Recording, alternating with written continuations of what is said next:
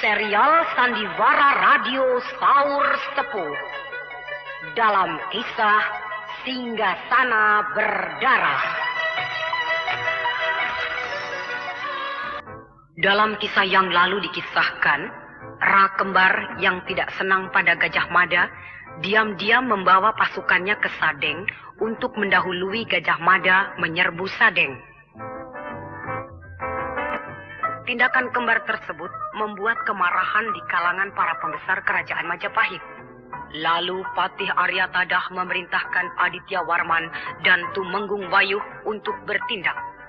Tumenggung Wayuh diperintahkan untuk memanggil kembar agar kembali ke Majapahit. Sedangkan Aditya Warman diperintahkan membawa pasukannya untuk mengepung Sadeng.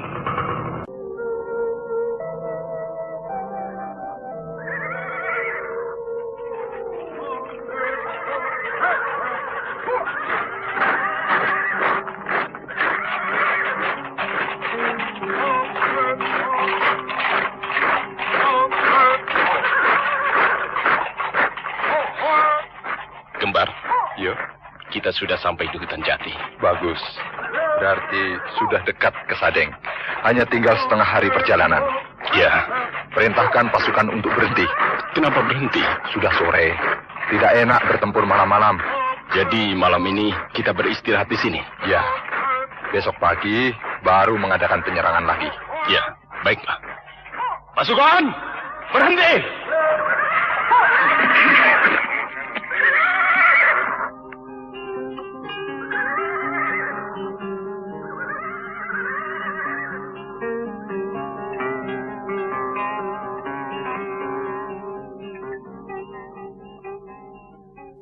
Gajah Mada pasti terkejut.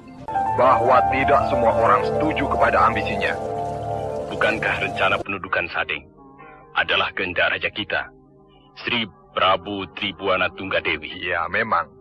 Tapi Gajah Mada menyodor-nyodorkan diri agar dia dipilih untuk memimpin penyerbuan itu. Maksudnya aku tahu, agar dia punya jasa kepada raja. Dengan begitu, pangkatnya akan dinaikkan. Tapi jangan harap aku Kembar yang akan memusnahkan ambisinya itu. Tapi Sang Prabu dan Patih Aryatadah nampaknya setuju Gajah Mada yang memimpin penyerbuan ke Sadeng. Itu karena mereka mengingat jasa Gajah Mada yang berhasil menyelamatkan jiwa Prabu Jayanagara dengan melarikannya ke desa Bedander. Sehingga Kuti pemimpin pemberontak itu tidak berhasil membunuh Prabu Jayanagara. Allah, jasa cuma segitu saja diingat-ingat. Nah, itulah. Padahal waktu itu terjadi hanya sejarah kebetulan saja. Kebetulan regu pengawal yang giliran jaga pada malam itu adalah regunya Gajah Mada. Sehingga dialah yang mengawal Prabu Jayanegara melarikan diri ke desa Bedander. Seandainya waktu itu regu pengawal yang giliran jaga regu si Jontor misalnya, pastilah si Jontor yang berjasa. Dan si Jontorlah yang akan dinaikkan pangkatnya jadi patih di Daha. Dan bukan Gajah Mada. Wah, seandainya waktu itu aku yang giliran jaga, akulah yang jadi patih. Ya, itu pasti. Pokoknya siapa saja. Disinilah kita bisa menilai betapa cerobohnya Sang Prabu Tribuana Tunggadewi sembarangan memberikan jabatan kepada seseorang. Tidak dilihat latar belakang pendidikannya, atau bahkan asal-muasal silsilah keluarganya. Keturunan baik-baik atau bukan. Sebab memilih seseorang untuk menduduki jabatan yang tinggi dan penting tidak bisa sembarangan. Karena menyangkut maju mundurnya suatu negara. Tapi terhadap seseorang yang pernah berbuat jasa, sudah sepatutnya negara memberikan imbalan, bukan? Kasih saja duit, kan beres. Boleh ditambah, selain duit, kasih juga rumah, tanah, kendaraan, dan sebagainya. Ada apa itu? Coba lihat. Ada apa itu? Jangan-jangan ada bentrokan. Kembar? Kembar? Ada apa? Ada tamu. Tamu? Tumenggung Wayuh. Oh, dia. Mau apa dia ke sini? Dia datang bersama 25 orang anggota pasukan khusus. Suruh dia ke sini. Iya. Kembar, Mau apa kau Tumenggung Wayu? aku diutus oleh Mahapati Amangkubumi Aryatada untuk menemui kau. Kok Aryatada yang mengutus kau? Bukannya si Patih yang satunya, yang sok pinter itu? Siapa yang kau maksudkan? Gajah Mada. Gajah Mada tidak ada di Majapahit. Dia sudah pulang ke Daha. Pulang juga si congkak itu. Rupanya dia malu. Kembar, kau bertindak tidak atas perintah resmi. Kau melanggar disiplin. Siapa bilang aku melanggar disiplin? Kau bertindak atas kemauanmu sendiri. Merusak rencana penyerbuan yang telah ditetapkan jadwalnya. Aku tidak suka bertele-tele. Mau menyerang Sadeng saja? Rapat dululah, sidang dululah, musyawarah dululah. Lama banget. Kapan perangnya? Ngomong melulu. Untuk melakukan perang itu, bukan seperti mau beli tempe. Bukan asal nyeplos begitu saja. Melainkan harus dipikir dengan matang. Aku juga telah berpikir dengan matang. Apakah kau lupa bahwa kau salah seorang perwira angkatan perang kerajaan Majapahit yang harus mentaati semua perintah atasan? Kalau atasanku orang besar, orang benar, aku mau mematuhi perintahnya. Tapi kalau atasanku itu orang sinting, untuk apa? Sama saja dengan edan-edanan, tahu? Kembar, kau sadar dengan apa yang kau omongkan? Iya, aku sadar. Mau apa kau? Tidakkah kau bisa sedikit sopan? Bicara sambil berdiri tegak. Sebagaimana biasanya sikap seorang perwira perang. Jadi kau tidak mau mematuhi perintah Mahapati Aryatada? Aku tidak takut pada dia. Sebab dia sudah dibius oleh si Gajah Modar. Alah, salah. Itu si Gajah Mada. Katakan, aku Kembar tidak takut kepada siapapun. Di dalam perang, aku tidak takut pada tuanmu. Kembar, kau mengayunkan cambuk ke wajahku. Kau mau mencelakai aku?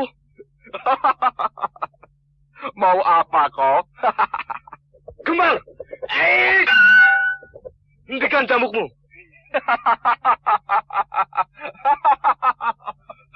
Tanganku sudah panas, ingin mencabut keris untuk mengajarmu. Tapi aku ingat, aku cuma utusan. Baik, aku akan pergi. Dan akan aku laporkan semua ini kepada Patih Aryatada dan juga kepada Sang Prabu. Pulanglah. Kesini juga tidak aku undang. Berdebah. Tumenggung Wayu kehilangan nyali. Kembar, aku bersumpah. Kalau nanti ada perintah untuk menangkapmu, akulah orang yang pertama yang akan memenggal kepalamu. Persetan! Kau kasar benar, Kembar.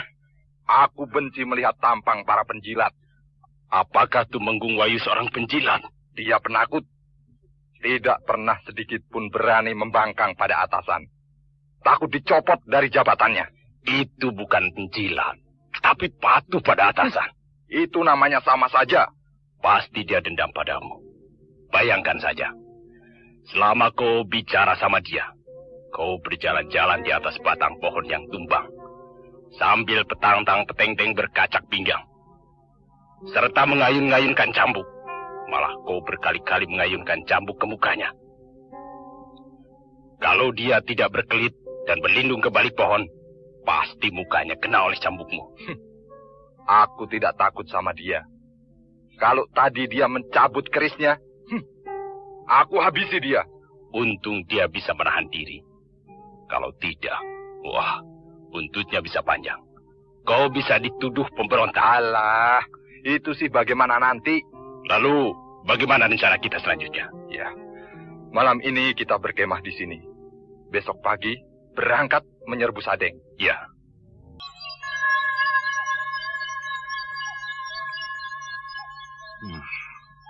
Pasukanku sudah berada pada posisi yang benar, mengepung Sadeng dengan ketat.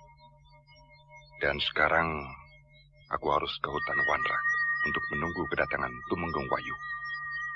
Aditya, Hei, Tumenggung Wayu.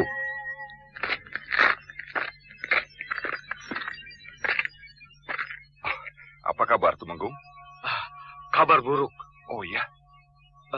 Benar-benar sebuah pengalaman yang amat pahit. Apakah Tumenggung sudah berjumpa dengan kembar? Sudah. Bagaimana hasilnya? Amat buruk. Maksud Tumenggung? Saya diperlakukan seperti seekor anjing. Dia tidak menghargai saya sebagai seorang Tumenggung. Dia memperlakukan saya seenaknya. Apakah sikapnya tidak senonoh? Kasar. Dan sama sekali tidak sopan santun. Selama bicara dengan saya, dia berjalan mundar-mandir di atas batang pohon yang rebah. Sambil mengayun-ngayunkan cambuk. Tangan kiri bercekak pinggang. Tangan kanan memainkan cambuk. Sombong sekali dia. 3 kali dia membabat wajah saya dengan cambuk. Benarkah? Ya, tapi tidak kena. Karena saya berlindung di balik pohon. Keterlaluan. Tangan saya sudah memegang gagang keris. Tapi lantas saya ingat pesan Patih Aryatada. Bahwa saya tidak boleh melakukan bentrokan dengan kembar. Dengan menggigit bibir, saya menahan marah. Saya urungkan niat saya untuk mencabut keris. Berdebah. Kembar harus dihukum. Saya sungguh sakit hati. Dan sangat dendam. Nanti bila perang sudah selesai, saya akan mohon pada Patih Aryatada agar diadu dengan kembar 1 lawan 1. Ya, saya mengerti kemarahan Anda. Maaf. Tumenggung Wayu. Sebaiknya kita lupakan dulu perkara kembar untuk sementara waktu. Sekarang mari kita bicarakan tugas kita. Ya, Anda benar. Apakah Anda akan pulang ke Majapahit setelah selesai melaksanakan 2 buah tugas? Ke-1 menemui kembar, dan kedua menemui saya. Saya tidak akan pulang ke Majapahit. Sebab perintah Patih Aryatada mengatakan, setelah menemui kembar, saya harus menemui Anda.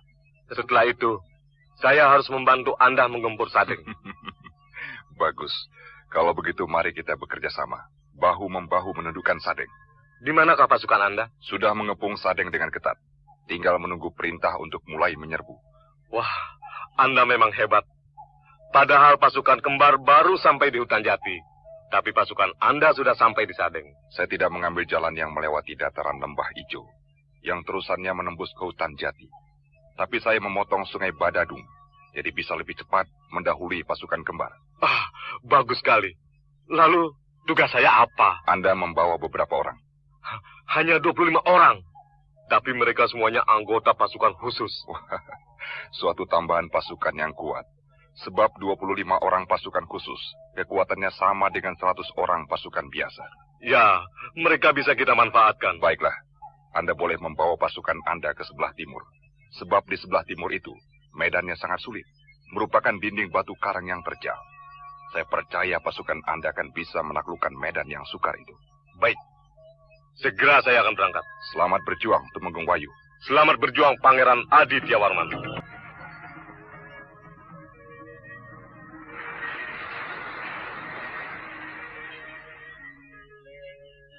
Kakang Brahma? Kau Harnum? Tidak tidur? Kakang juga tidak.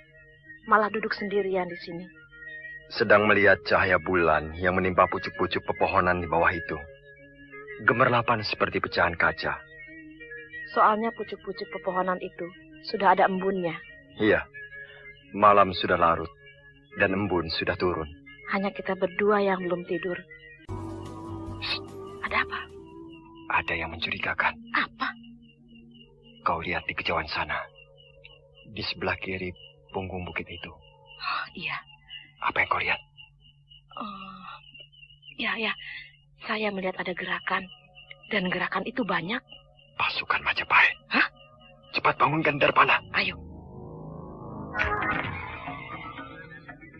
Darpana, bangun. Ada apa, Brahma? Musuh datang.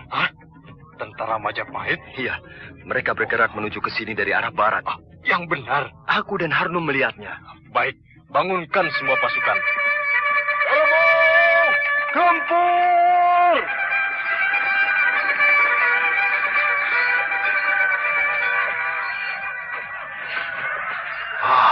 Terlambat, Darpana.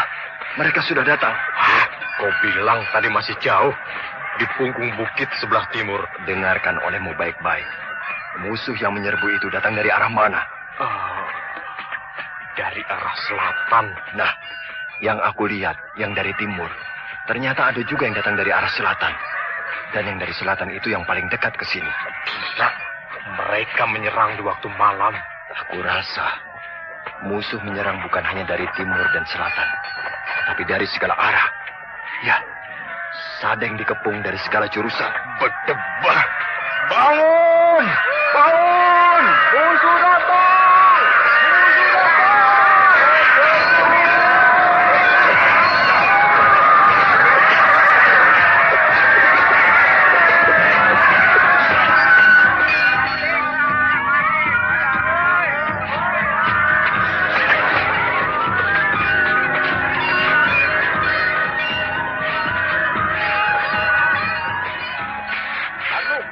Ayo kita masuk ke dalam kancah pertempuran.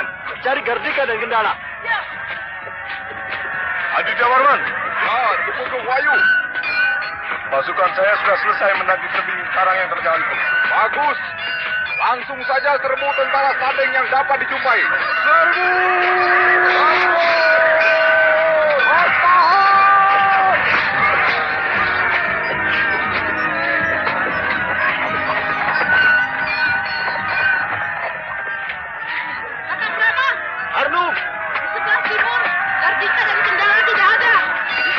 Juga tidak ada.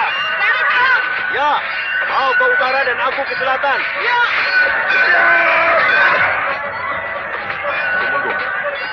Ya, Aditya Warman. Untung malam ini bulan bersinar terang, sehingga kita bisa melihat keadaan musuh. Benar. Dan nampaknya pasukan kita mendapat kemajuan besar. Iya, pasukan Sadeng terdesak hebat. Mereka kelihatan panik. Rupanya mereka tidak siap. Tidak menduga kalau akan ada serangan di malam hari.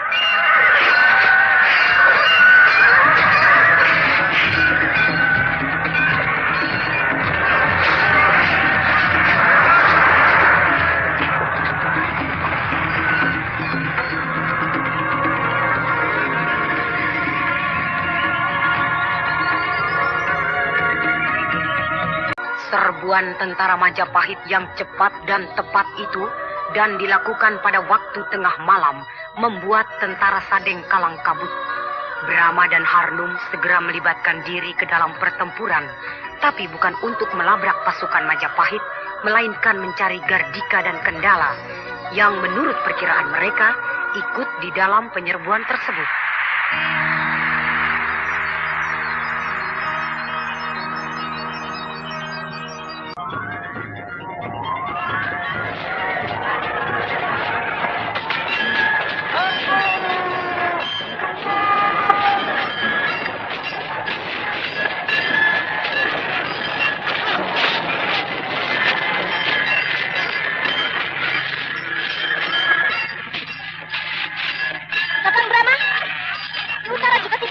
Di selatan juga tidak ada.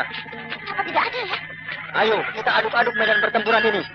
Siapa tahu mereka ada di antara yang sedang berperang. Ya.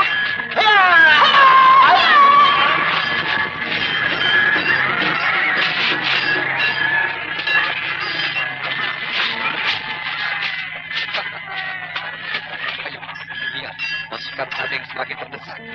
Mereka sebenarnya sudah putus asa, tapi tidak bisa lari. Sebab jalan untuk lari semuanya. Mereka dikepung dengan rapat oleh pasukan kita.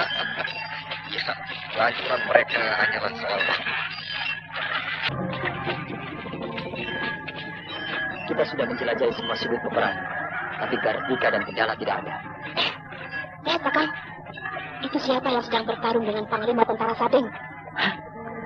Aditya Warman. Aditya Warman, kesatria dari tanah Melayu itu? Iya, rupanya dia yang memimpin penyerbuan ke Sadeng. Lihat, di sebelah sana. Darpana juga bertarung 1 lawan 1. Lawan Darpana itu pasti salah seorang pimpinan tentara Majapahit. Ardo, pasukan Sadeng diambang kehancuran. Kita tidak ada urusan dengan mereka semua. Ayo, kita menyingkir. Baik, Kakang.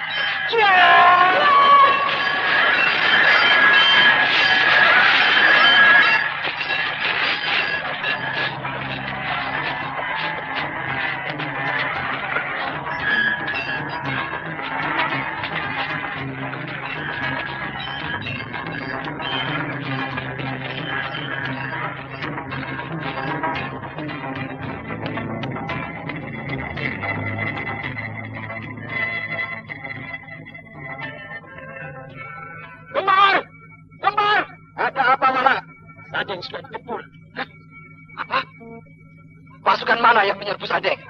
Aditya, yang benar. Aku dan 5 orang anak buahku yang melakukan pengintaian ke Sadeng. Kaget setengah mati. Dengan mata kepalaku sendiri, aku melihat pasukan Aditya Warman bergerak cepat sekali. Pasukan Sadeng berantakan. Debah. Kita keduluan. Temenggung Wayu juga ada di sana. Hah? Ya, dia gabung dengan pasukan Aditya Warman. Berdebah. Mereka memperdaya aku. Tapi saya heran, kenapa bukan Gajah Mada yang menyerbu Sadeng? Bukankah dia sainganmu? Iya, aku juga heran. Kenapa Gajah Mada tidak bergerak? Seharusnya dialah yang memimpin penyerbuan ke Sadeng untuk memanas-manasi aku. Tapi malah Aditya Warman yang maju. Tadi malam Sadeng digempur. Dan bila matahari besok bersinar, Sadeng sudah akan tahu pada tentara Majapahit yang dipimpin oleh Aditya Warman itu. Pulang. Apa? Tidak ada gunanya lagi kita ke Sadeng. Ayo, semuanya pulang ke Majapahit.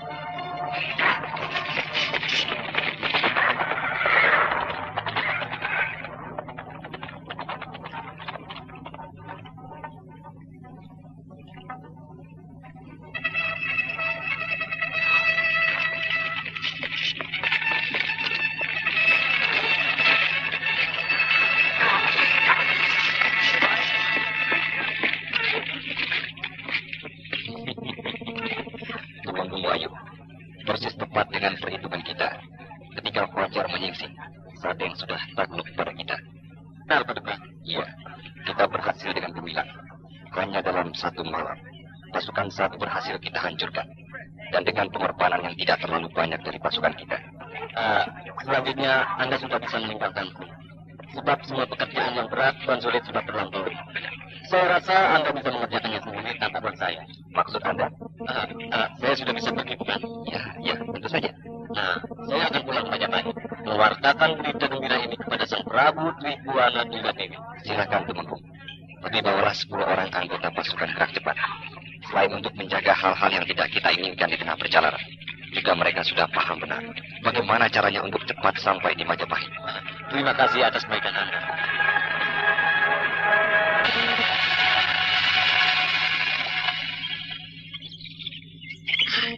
Sudah siap, Kakang Brahma? Iya, dan aku yakin Sadeng sudah runtuh. Tapi kenapa Garbika dan Kendana tidak ada? Yang menyerbu Sadeng tadi malam, khusus pasukan Aditya Warman. Jadi pasukan dari Kahuripan dan dari Daha tidak ikut sertakan. Kalau begitu, mereka sudah pulang ke Kahuripan? Belum. Mereka masih berada di Majapahit. Kita ke Majapahit saja yuk. Sekalian saya ingin tahu seperti apa Majapahit itu. Baik. Tapi kita buka dulu pakaian seragam tentara Sadeng pemberian Darpana ini. Oh iya, kita masih memakai seragam pasukan Sadeng.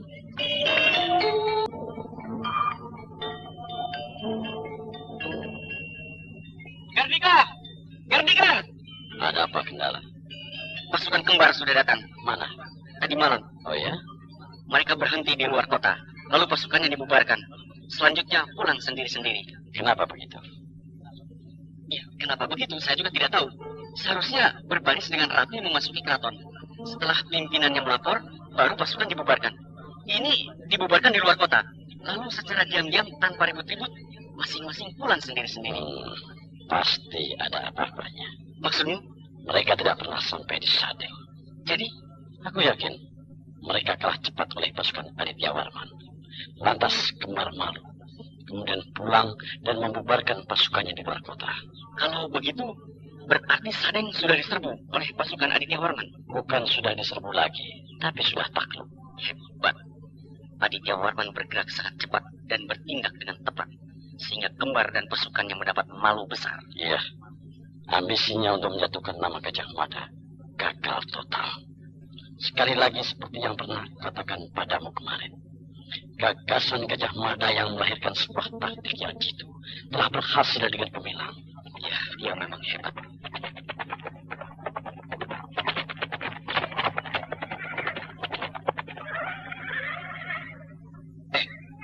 Siapa itu yang datang? Rombongan penunggang kuda datang memasuki keraton.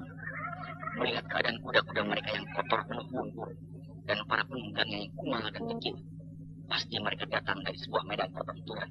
Itu Temenggung Wayu. Oh ya? Ya. Bersama 10 orang prajurit penambah dari satuan pasukan gerak cepat. Dari mana mereka? Dari Sadeng. Dari Sadeng? Ya.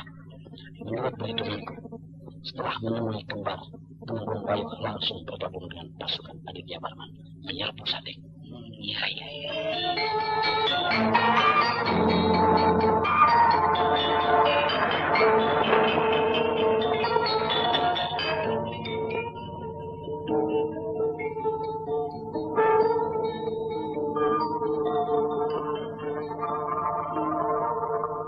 Demikianlah Paduka Mahapati Amangkubumi Aryatada.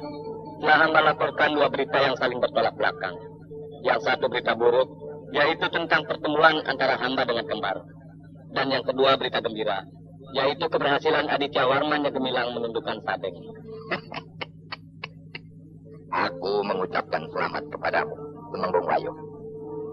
Meskipun kau tidak berhasil membawa kembar dan pasukannya untuk pulang kembali ke Majapahit, tapi kau dengan bijaksana telah menahan diri untuk tidak membalas perlakuan kembar terhadapmu yang kasar, tidak sopan santun tersebut, sehingga tidak terjadi bentrokan senjata di antara kita sendiri.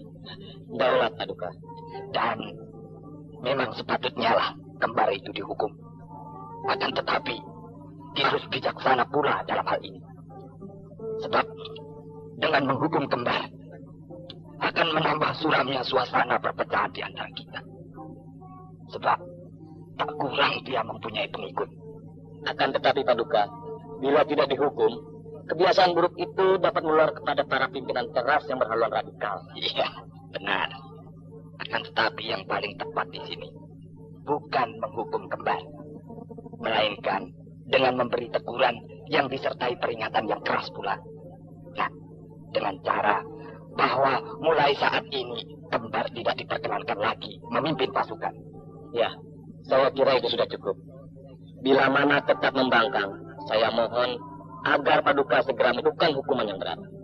Saya beserta sebagian besar para tokoh pimpinan keras berdiri di belakang Paduka. Iya, akan aku perhatikan permohonanmu.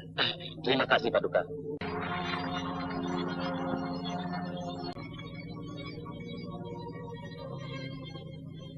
Kakang Brahma, sudah 5 hari kita menempuh perjalanan. Yang kita jumpai hanya gunung, lembah, sungai, tegalan, dan jenis alam lainnya. Belum pernah kita menjumpai sebuah desa, apalagi kota kadipaten. Apakah benar jalan yang kita tempuh ini menuju ke Majapahit? Entah, Harnu. Sebab aku sendiri tidak mengenal daerah ini. Tidak begitu, Harnu. Maklum tentara yang sedang dalam suasana perang. Perangnya masih ganas. Bisa-bisa timbul salah pengertian dengan kita. Dilawan bagaimana? Tidak dilawan juga bagaimana? Serba salah. Nah, lebih baik menghindar, bukan? Perangnya kan sudah selesai. Tapi siapa tahu tentara Majapahit terus melakukan pengejaran terhadap sisa-sisa Laskar Sadeng. Nah, kalau kita disangka pelarian dari Sadeng, kan gawat. Ya, baiklah. Nah, nanti kalau kita menjumpai sebuah desa, kita bisa bertanya, yang mana jalan ke Majapahit? Iya. Ada apa, Kakang? Ada suara bayi. Mana? Pasang telinga baik-baik. Oh iya, iya. Saya mendengar suara bayi menangis. Tapi jauh sekali. Ayo, kita naik ke lereng tebing itu. Mungkin dari sana kita bisa melihatnya. Ayo.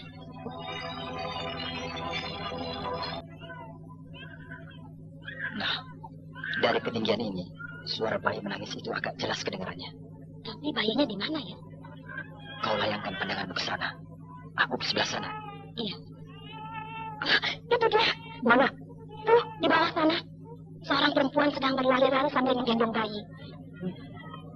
Perempuan itu nampaknya sedang ketakutan dan sangat letih. Larinya terseok-seok sambil mendekap bayinya rata-rata. Ayo kita dekati. Mungkin dia sedang dalam bahaya. Tahan. Tidak apa? Lihat di sebelah sana itu. Tidak jauh di belakang perempuan itu. Ada beberapa orang laki-laki yang sedang berjalan bergegas-gegas. Tentara Majapahit. Iya, benar.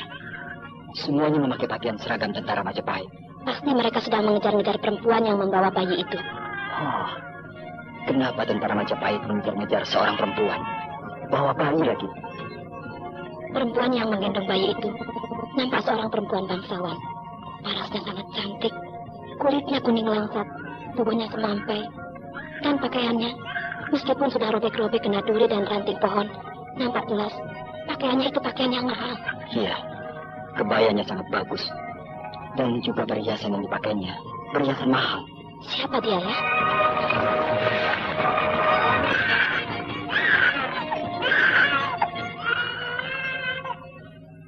Berhenti! Kau tidak akan lolos. Sebab suara bayi yang menangis itu menuntun kami kemana kau pergi. Orang-orang Majapahit, Belinda. Mau apa kalian? Kau harus ikut ke Majapahit. Tidak sudi.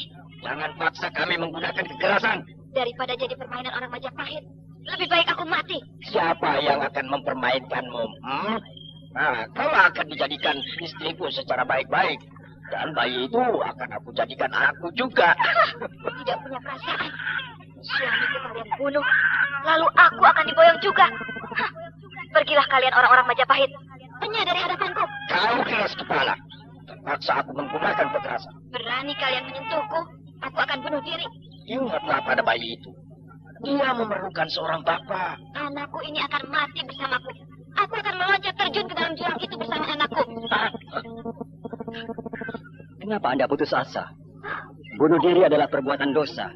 Apalagi membawa nyawa yang lain, yaitu bayi Anda. Siapakah kau? Saya seorang pengembara. Tolonglah saya. Usir orang-orang Majapahit itu. Akan saya coba. Siapa kau? Saya pengembara. Minggir kau. Urusan ini bukan urusanmu. Bahwa perempuan itu istri Rahabistara, panglima pasukan Sadeng. Dia akan aku boyong ke Majapahit. Apakah ini termasuk perintah Aditya Warman? Kau tahu nama pemimpin kami? Aku tahu dari seorang nelayan di Sungai Badado bahwa yang menyerbu ke Sadeng adalah pasukan Aditya Warman. Nah, kalau kau mau melindungi perempuan itu, berarti kau melawan pasukan Aditya Warman. Terus terang, saya tidak berani melawan Aditya Warman yang gagah perkasa. Kalau begitu, ya cepatlah minggir dan kembali pulang ke Kulam. Saudara telah menang. Sadeng sudah takluk. Yang sudah-sudahlah. Kenapa harus menambah kesengsaraan lagi? Aku tidak akan membuat dia sengsara. Kalau dia jadi istriku, di Majapahit dia akan hidup senang. Tapi ternyata dia tidak mau. Alah, perempuan di mana saja sama. Pertama bilang tidak mau, lama-lama ketagihan. Saya kalau Aditya Warman tahu akan hal ini, pasti saudara akan dimarahi. Bahkan mungkin dihukum. Dengar orang Kulon. Di sini sudah merupakan kebiasaan. Yang menang perang boleh memboyong perempuan-perempuan beri yang kalah perang. Kalau hal itu memang sudah merupakan adat istiadat di sini, silakan. Tidak mau. Nah, jawabannya sudah jelas bukan? Jadi saya harap saudara pergi saja. Boyonglah perempuan-perempuan yang boyong. Yang tidak mau jangan dipaksa. Betul, Pak. Kau bisa juga menghindarkan pukulan. Jangan diteruskan. Saya tidak mau ribut dengan orang-orang Majapahit. Cerewet kamu ya.